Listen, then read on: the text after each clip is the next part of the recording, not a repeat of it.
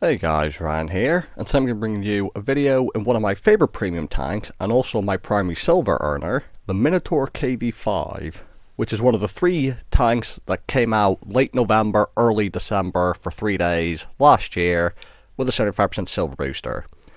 There's Minotaur KV5, the Hydra IS-6, and the T-34-100 Ragnarok. We're going to be a month and pass. I'm going to be between with Spandex in his tier 8 British light tank. It's a top tier game, and I do have a ×2 silver boost active because it's the only tank I use them with. So the title of the video is going to be something along the lines of rarest tank in the game, with a bit of a question mark, because obviously I do not know factually if it is. But considering this tank came out in November, December last year, I can count on one hand how many times I've seen this thing. The Hydra is pretty rare in and of itself. I saw quite a few of them just after they got sold, and funnily enough I actually saw 2 of them yesterday in one day, which is quite strange. And obviously the T-34-100 Ragnarok was the most popular one by far from what I've seen. Now, when I first saw these tanks, I knew that the T-34-100 was the more competitive vehicle. It's a medium tank, I mean it's got speed, and it has an autoloader, at least speed compared to the Hydra and the KV5. So, many people ask me, why did I buy a KV5, the Minotaur? And the just simple answer is, personal preference, I like KV5. I've got the Garnet, I've got it 3 marked, I love fighting tier 10s in it, so I saw this thing that is actually supposed to fight tier 10s and gets a KV4 gun with really nice penetration, and I thought, you know what, I'm going to buy that as my silver earner. As well as having the gun, as everyone knows, I'm a fan of ramming. At tier 10 I've got the machine for ramming. At tier 8 I've got the Garnet KV5 and the FCM50T, as well as a few others that I can't quite remember at the moment. So for my ramming collection, I had to get this. So as stated, it's a KV5 basically, with 10mm thicker frontal armor, which makes no difference. Everything that can pen the Garnet's KV5 can still pen this to the front if they hit you in the right spot. But it just gets that KV4 gun, so 227 standard pen instead of 167 on the Garnet, and instead of 217 APCR pen that you get on the Garnet, on this you get 289mm of premium APCR pen, which, correct me if I'm wrong in the comments below, I believe is the 2nd highest premium pen of any tier 8 heavy, just below the Lova, which gets 294mm of APCR pen. So this thing definitely has a nice gun in terms of penetration. However, what it doesn't have a nice gun is in terms of accuracy. You're going to see on the screen right now as I'm shooting as a C25 that actually this gun is going to troll me a fair bit. I'm going to aim in. Went low again. This tank, by the way, is supposedly more accurate than a Garnet. The Garnet's just 0.43 actually, and I think this is 0.4. But it doesn't feel more accurate. The Garnet's does. I don't know what the dispersion values are, and I think the Garnet's has better aim time, which might make up why it feels more accurate. And on the move, the Garnet feels more accurate, and the Garnet has more DPM by quite a bit. So in a way, I still prefer the Garnet, but this obviously has the 75% silver booster. Now, getting ready to defend the base. Well, I'll say base, this side of the map. They've got a whole bunch of tanks coming around.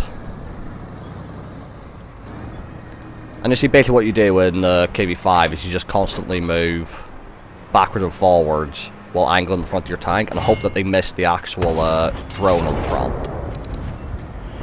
However, that doesn't help the fact of this thing's accuracy, because it's not the most accurate vehicle anyway, and when you're constantly moving backwards and forwards, it means you don't have time to fully aim a lot of shots, and you have to kind of snapshot them, which doesn't really work too well.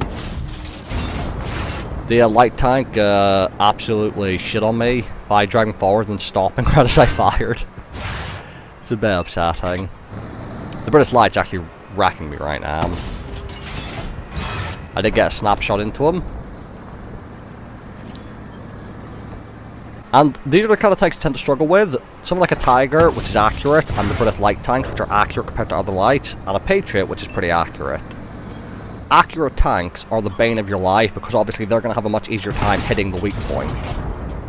You saw I was able to pen through the upper plate of a Patriot that was slightly angled. Now I need to move, because my weak points well, one of my weak points, this thing has many of them, is sticking up over the rock, I think, so I'm trying to move. And I'm expecting the T-29 and the other guys to come from the left, so I want to have a quick look around here to see where they're at. And I'm just going to reverse side scrape it because it's slightly easier for me. And if you reverse side scrape in this tank, it's actually better because you hide the weak points on the front. Your turret is still vulnerable, the cupola on top, but you do get rid of 2 weak points by reverse side scraping. Now, wait to see if the Patriot shows up. Thankfully for me, I do not believe the T-29 or the IS are fully gummed. Although in the case of the IS, if he's got the 100mm gun, that is actually the better gun, in my opinion. And I'm saying that as someone who actually 3-marked the IS using the 122mm, I don't know why I didn't use the 100mm, for honest. It is a far superior gun. See, reverse side scraping. And the Patriot has really good penetration, 230. Just like the KV5, basically like this thing is played exactly the same. Like, just because you got a better gun doesn't mean you play it any different. It's all about angling. Don't rely on the frontal armor. Tanks like these rely entirely on the side armor. Just keep yourself angled and stay in the move. On the map, you'll see my teammates coming back to try and help. At least I'm hoping that's him coming back to help. I want to finish the Patriot.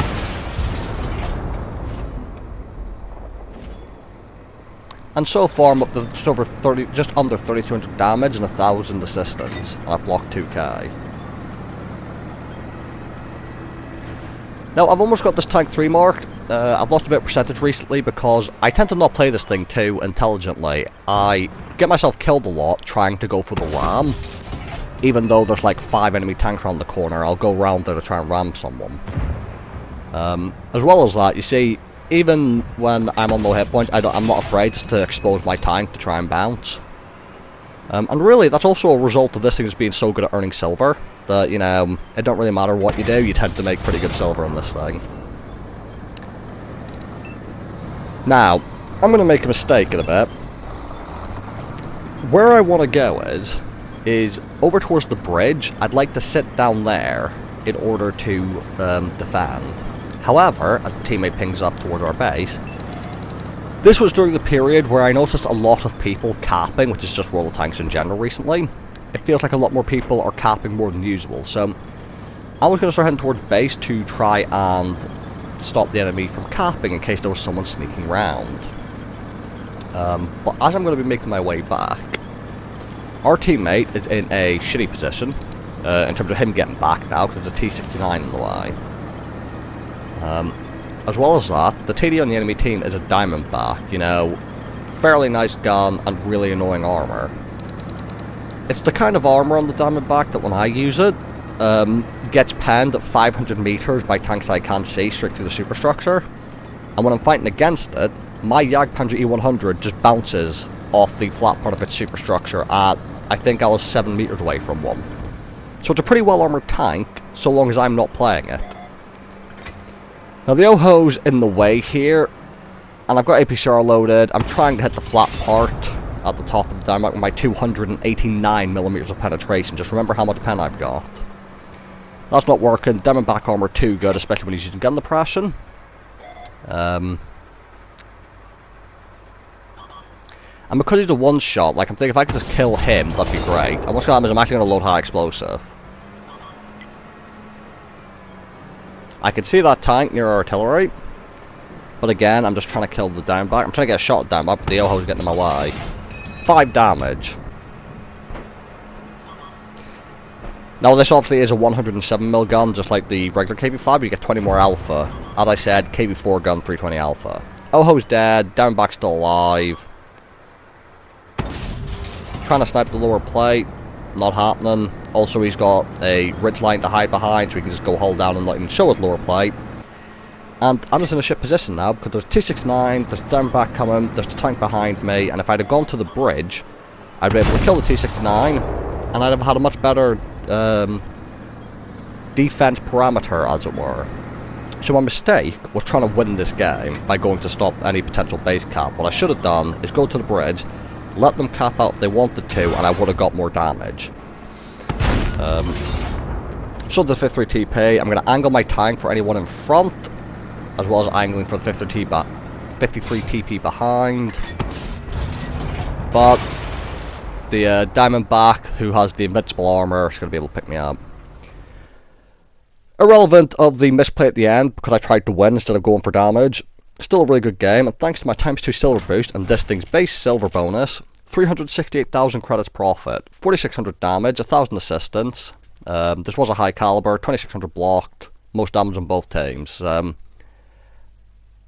Either way, I'm really happy with this game. Good game for Marks, good game for Silver. And these are the kind of games where, just because you've done the most damage on both teams, you just have to look at the bright side. It can be a little bit easy to get a little irritated when you lose doing the most damage on both teams. But sometimes that just happens. In fact, I used to think it was quite rare, but it's actually quite common. In fact, I'll have a couple of videos for you either tomorrow or the day after showing, for example, 2 back-to-back losses where I did the most damage on both teams. So, look forward to that. I hope you guys enjoyed this video. Thank you guys for watching, and I'll see you all in the next one.